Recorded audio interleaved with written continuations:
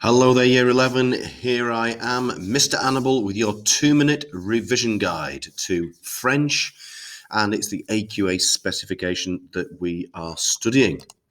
Now, just to remind you, this is what the exam entails. We've got paper 1, which you're listening, paper 2, you're speaking, which we'll tell you a little bit more about in the new year. And then we have paper 3, which is your reading, and paper 4 is your writing. The length of those papers just depends on the tier that you are studying, whether it's the higher or the foundation. You can see the timings there. And there's 3 themes which are covered in each of these papers. We have theme 1, which is your identity and culture theme, and the topics within this theme are me, my family and friends, relationships with family. We've got technology, free time activities, music, cinema, TV, eating out, food, sport.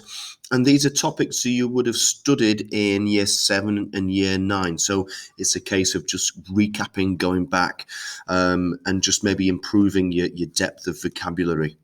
Then we move on to theme 2, which is your local, national, international, and global areas of interest.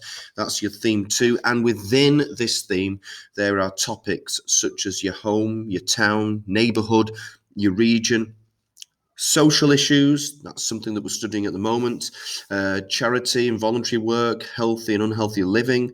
We've got global issues, the environment, which we started off with in September of this year, poverty, homelessness, and then travel and tourism. And some of these topics we will have studied in year 8 and year 10. So again, it's just a case of going back and recapping.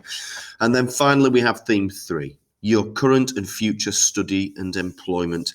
And this is all about your studies, school, your life at school, education after 16, and career choice, jobs, ambitions. And again, these are things that we studied in year 8, and then again in a much more detail in year 10. So how should you prepare? Well, listening and your reading papers, you can use Quizlet. Revision, you should be doing as little and as often. That's the best way to improve your retrieval ability. And just complete the mini checks at the end of any listenings and readings. You've got your core knowledge, your knowledge organizer for that topic as well.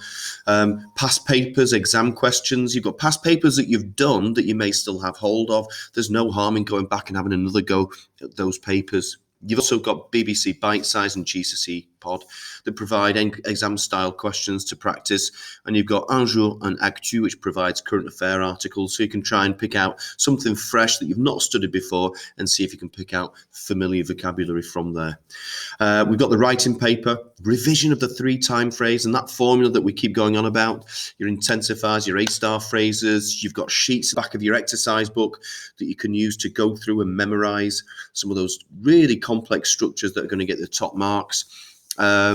Revision again for your writing paper through the knowledge organizers, past papers, questions, and revision, regular revision of topics, and working with someone. Try working with somebody else, working with a friend, maybe in the same class as yourself, and ask questions between the two of you. And then we've got the best resources websites. I've just mentioned unjourandactu.com. You've got GCSE Pod. You've got the AQA website as well that has assessment resources, past papers. You've got the BBC Bitesize. Go and pick out topics and test yourself. Make notes on new vocabulary. And of course, we've got Quizlet that we've spoken about for a long time now. Lots and lots of words on there that you can and different ways of revising that vocabulary. But really, it is a case of like knowing the vocabulary and testing yourself as little, as little, but as often as possible. And that is a wrap. Okay, so thank you very much. Speak to you soon. Thank you.